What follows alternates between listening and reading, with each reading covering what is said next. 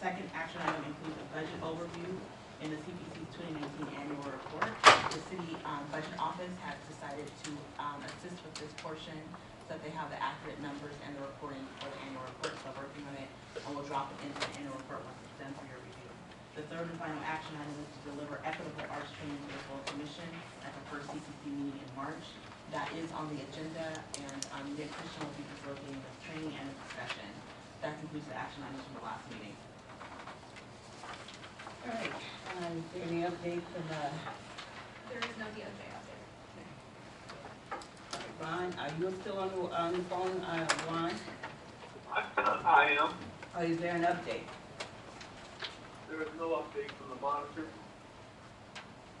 All right, thank you. All right, Okay, we'll move to police practices next on the agenda. And so we have Deborah Jacobs here, the director of OLEO, to give a presentation about recommendations to the King County Sheriff officers involved shootings. And so here's some information. We didn't want to kill too many trees, but we have OLEO's report. And in the report, for full transparency, we have the King County Police Officers Guild's letter in opposition to OLEO's report, as well as a letter from King County Sheriff Mitzi Johankman. And so I can pass these around for you to see, if you would like, in terms of OLEO's report, as well as the responses from the Guild and the Sheriff to the report. Can we have an email out? Yeah, sure, definitely. Just if you want to refer to them now. I'll email it right now. Yeah. All right. Thank you so much for inviting us here today. For those who don't know, the King County Office of Law Enforcement Oversight is the oversight entity for the King County Sheriff's Office. We're kind of like the OIG and the CPC rolled into one, with a little dabble in the OPA as well. We're located in the Central Building on 3rd and Columbia. We have 7 staff we're hoping to build. Although we've conceptually existed since 2006, we really, through trials and tribulations, have not come to fruition in a real way until the last 3 or so years, which is when I was hired shortly after the November 2015 vote of King County voters to allow the office to conduct independent investigations, which has not been successfully bargained yet. We have a bunch of duties kind of similar to OIG and you guys. One thing is we try to ensure the integrity of their internal investigations by making sure they're thorough and objective. That's the auditing in your world that Ann Levinson and others did before that. We also do systemic reviews, which is what this report before you is. We also do community engagement, and we also review the Sheriff's Office policies. They're required and sometimes do and sometimes don't send them through us before adopting them. We give our recommendations, they take it or leave it. It's on our website, you'll find full record of that work. So during my time here, which is about 3.5 years, Sheriff's Office has 1 to 3 officer involved shootings a year. We are leaning into our authorities, and for the last year plus, we have been working on the report that we issued last week at the King County Council of Law and Justice meeting. It is a systemic review of a single shooting. In some places, that might be referred to as a sentinel event review, which is where you take one thing, and this comes out of the aviation and the medical field. You take one incident and try to look at the underlying systems, operations, tactics, other things that contributed to the outcome, and try to come up with, seeing is there ways that it could be prevented for next time. This is the most common type of systemic review done of officer-involved shootings around the country because fortunately, outside of really big cities, most departments don't have the kind of volume of shootings that would justify, let's look at 6 at a time or more than that at a time. So it's a focus on the single incident, and it was conducted by Mike Giannacco of the OIR group, which is based in Southern California. You probably, if you've been in this field, you've probably run into his work before. He's done stuff around Seattle and King County before. but mostly he's the preeminent person to review officer-involved shootings from an oversight perspective specifically, and he's reviewed over 600 shootings. As it happens, this shooting was also internally reviewed by the Sheriff's Office's ART team, Administrative Review Team. I won't take up too much time, but the Sheriff's Office actually has 6 potential reviews for any one shooting, and it's a lot, and none of them are satisfying, so that's something we struggle with. But the ART review, which was internally done, came up with a bunch of really important recommendations that nothing was done with, and those recommendations came out in the second half of 2017. You know, one possible reason that they kind of disappeared was it was the heat of election season, so the former sheriff, I think, was involved in that, and when the new sheriff came, for reasons I don't totally know, they have not been adopted. And these are recommendations that by their own account can save the lives of both law enforcement and members of the public. So the shooting was 3 years ago. All the reviews have been done. They even had an inquest, and the inquest transcripts were reflected in this report. The one thing that's still ongoing is there's civil litigation, and as you know, that could take many years. So we felt like we had no choice but to put this review out as soon as possible.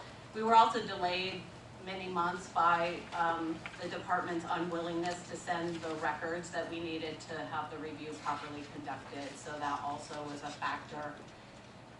Some of the main points that I think are really important that must be addressed in the report are, first of all, not having systems to implement recommendations that come from your own team, especially things that are potentially life-saving and endangering personnel. Another thing is some of the ways that officers are interacted with afterwards. So in Seattle, typically I think an officer involved in a shooting would be interviewed for the administrative review by end of shift. At the Sheriff's Office, it's 48 hours for a written statement, and in this case, they weren't even conducted in 48 hours. The most credible science around these things say the sooner the better, and no, not forced science's idea of let's have 3 sleep cycles or whatever they recommend. It's, sorry, what? Okay, yeah, thank you, Betsy. So, a little background on the case. There was a carjacking of a Seattle police officer's 20-year-old son around Sammamish, Beaver Lake. And the carjackers, who were teen females as it turned out, killed him with his own car. Some of the King County Sheriff's Office personnel who were involved in that incident were there giving life-saving aid, trying to save the young man's life, and unfortunately, tragically could not. 2 days later, they're in a van doing a sting operation with targets they think were involved, or a target who they think was involved. He was not involved, as it turned out. His name is DeJounte Richards. All the names in this have been reported broadly during the inquest and the Seattle Times coverage as well. And they developed a tactic to try to arrest the young man that they thought was involved, and basically it was a sting where they pretended that cop was a teen prostitute, happened to be an adult woman, and because she wanted to look like a teen prostitute, she wasn't wearing a vest, which endangered her life. And they pretended that they were going to buy some alcohol from this young man, and when the kids came out of the house with the alcohol and approached the van that the personnel were waiting in, things kind of went south. The personnel jumped out. It's not clear whether the young men knew that it was law enforcement or not. I think they were startled, not sure if they might be being robbed or not. And my chance, the 17-year-old who was killed during the incident, was reportedly seen with a weapon, and he was running away, and he was shot while running up a driveway. Is that enough background? Yeah, and the details obviously are deep in this report. So one of the main things is getting the best information after the incident and having a system. Now, as you all know, that's something that would have to be bargained, no doubt about it. However, when the Sheriff's Office responded to our recommendations, which will be discussed at next Tuesday's Law and Justice meeting, they didn't raise bargaining. They didn't raise bargaining as the main concern. They raised their thoughts about best best practices.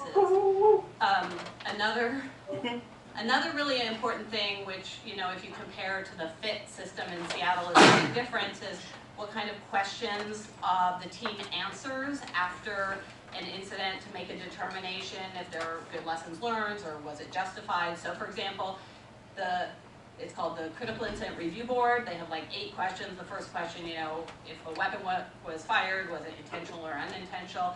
The second question, and I'm paraphrasing here, is was the shooting justified regardless of the choices or tactics leading up to the shooting?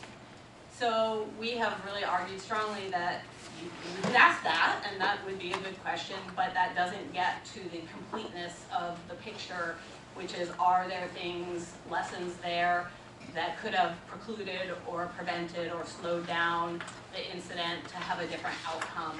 So we've recommended a variety of ways it can be asked, including using language from the Seattle system as well. But if they want to ask that, they should also ask, was it justified taking into consideration? And I won't go into it now, but you know, we've had quite a few shootings in the sheriff's office where the lack of time, distance, and cover have disadvantaged the police if and when a weapon appeared and escalated the situation. So honestly, I think those 2 pieces, I don't want to take, because I want to leave time for questions, are some of the biggest ones. There's 43 recommendations. So the next step is we have been simultaneously, over the last year and a half, working with the Sheriff's Office in the revision of its policies about how to review this incident. They've been very gracious in going back and forth with us, and they have taken many of our recommendations. However, they have not taken any of the recommendations that really have the most impact, like the ones I've just highlighted for you.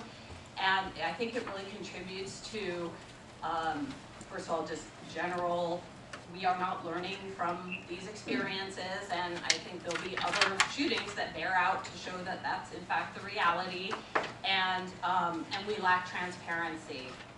So at Tuesday morning's Law and Justice meeting at 9:30, so one thing I just learned yesterday is that the sheriff intends to attend and provide a response to this report, which they did not attend last week.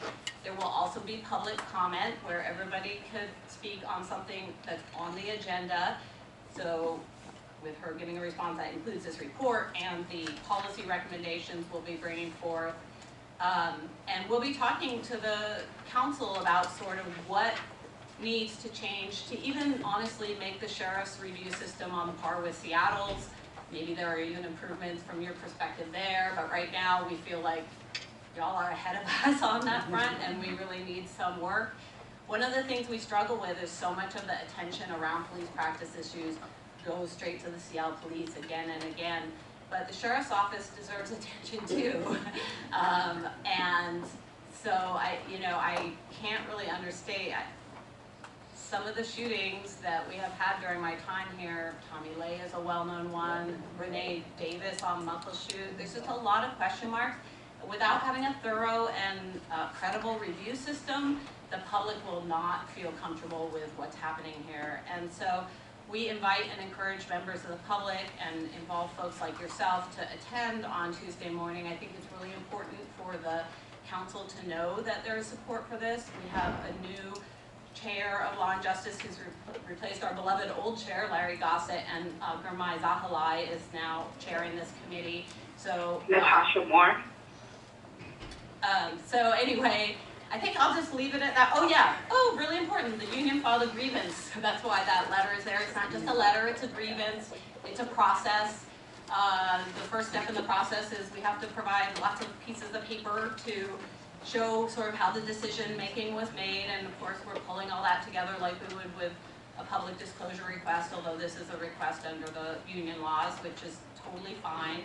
I am a little bit bewildered that they feel that it's outside our scope. You can read the letter for yourself, but I have put out to our Office of Labor Relations that wouldn't it be great to mediate this instead of fighting it out in whatever the arbitration is, and we'll see what they say.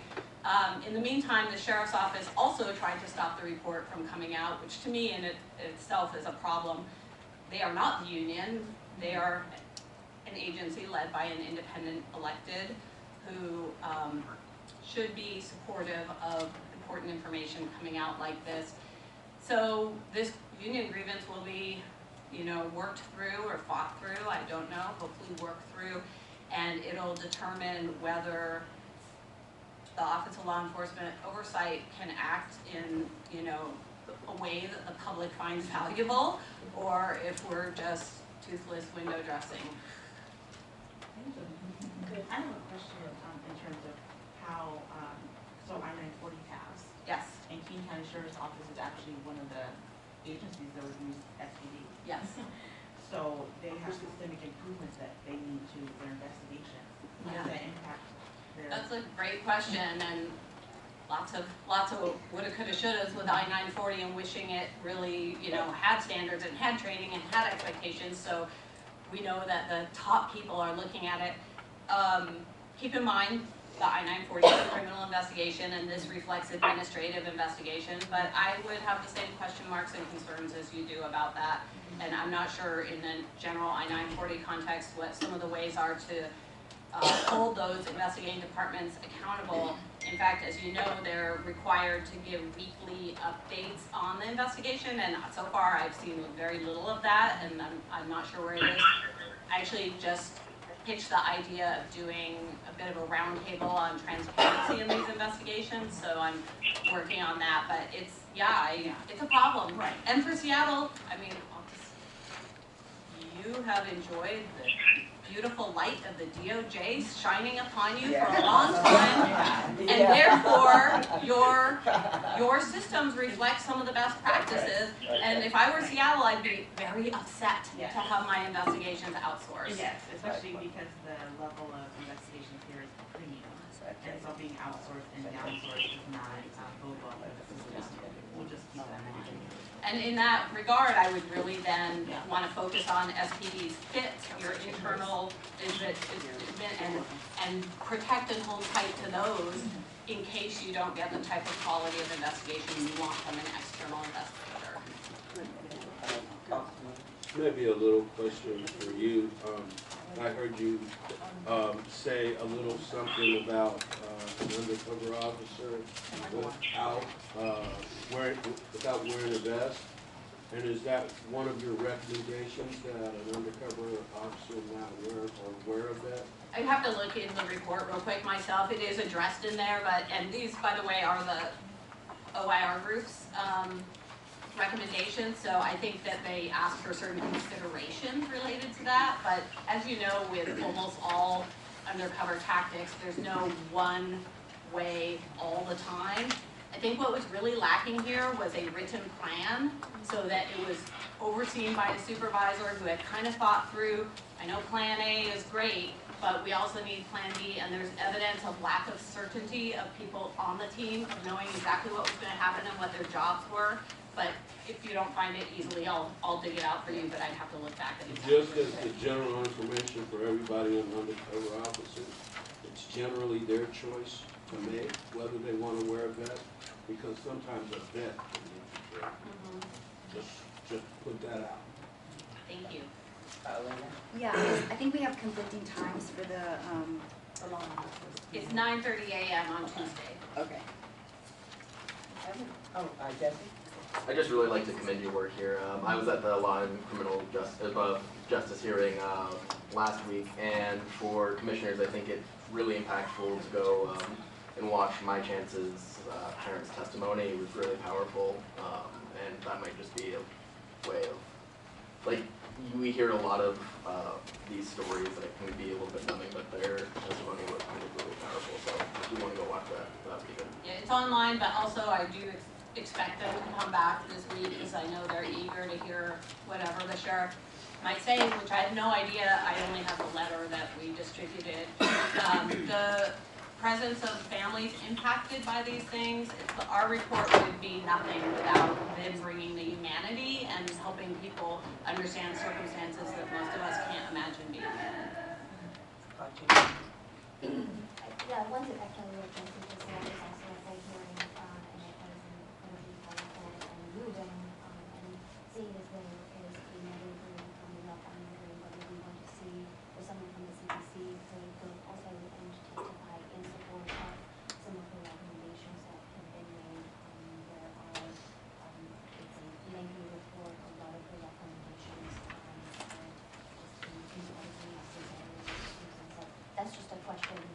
just comment directed at you and then the questions were to you as a.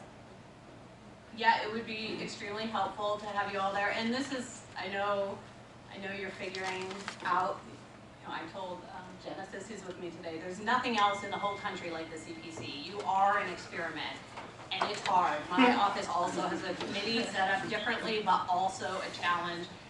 But I want you to know, and I've talked to Bessie about this, but I don't see boundaries. I don't see boundaries between Seattle and King County. I see shared interests, and to the extent you want to engage in issues in a open and respectful way, we really appreciate that, because you all know everyone who rides the buses in Seattle is served by the sheriff's office, and we have all kinds of people that cross Seattle and King County constantly all day. So I really, just for a future topic, would love to work towards a direction where we're in good communication and supporting shared interests.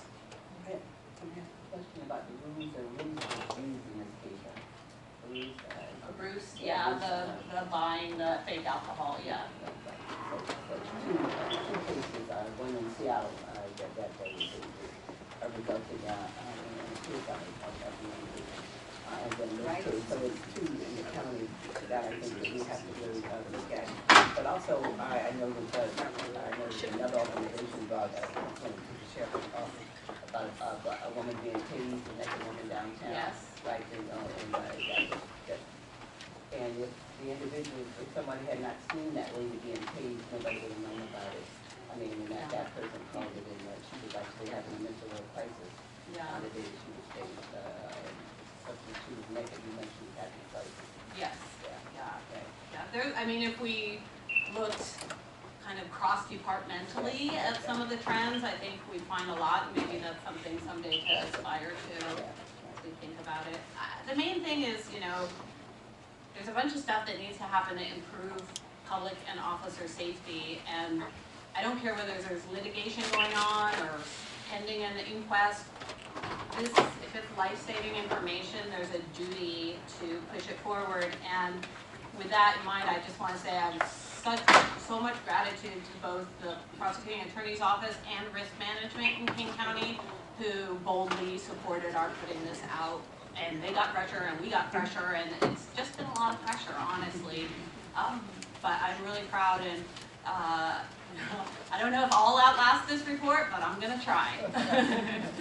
Jesse, As far as action items for the CPC, I think what could help staffing of the commissioners who want to support Alea's work is just basically motioning for a general statement of support of Alea's work here, just so that we can publicly say that we supported and such on any communications and going to meetings and such like that.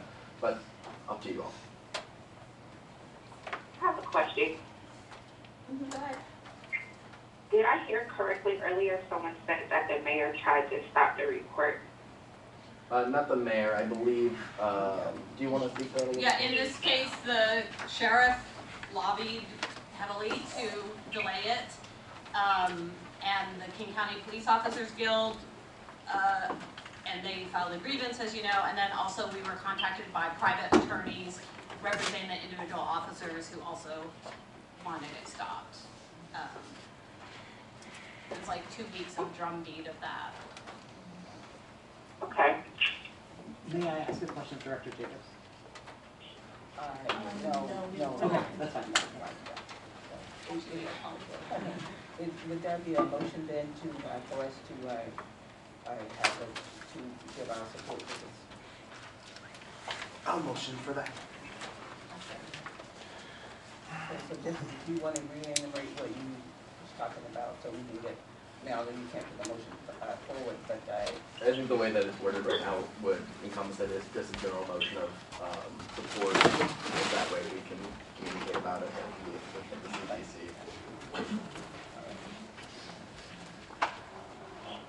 it's the motion and second, is there any discussion about this motion? The support, just, Are we gonna see a copy of the letter, or like we've done in the past, where it sure. goes around for action? I don't know if it's gonna be a letter. I don't know that they're, Like, does anybody want to touch it? It was just a holder for whatever the product is.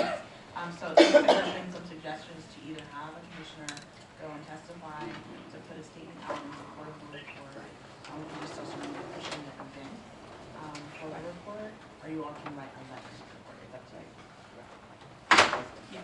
My only recommendation is if somebody does testify, I would recommend intensive coaching before that occurs. And also vetting written testimony, so that we are all speaking in one voice. Oh, yeah, and also, I think that that's absolutely awesome. The testimony is usually fairly limited. It's limited to about 2 minutes, so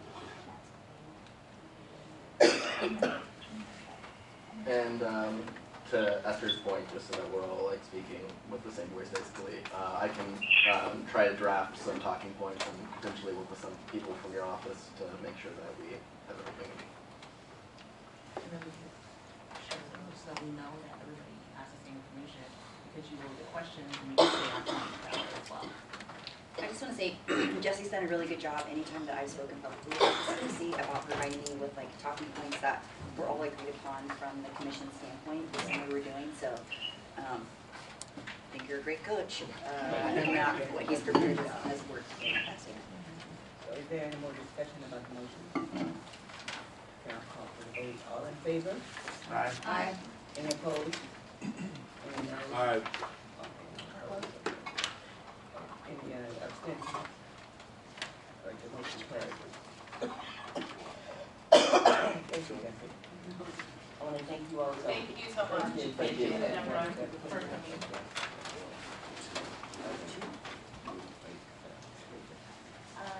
We're gonna identify Next on the agenda is the King County in-person process discussion, followed by the state legislative agenda on the discussion. And it's early, they're a little early, so we can have them do their presentation now, or we can take a 5-minute break, it's up to you all. Just do a 5 minute. Okay. All right. So we got like 20 minutes. Do you want it, Chris?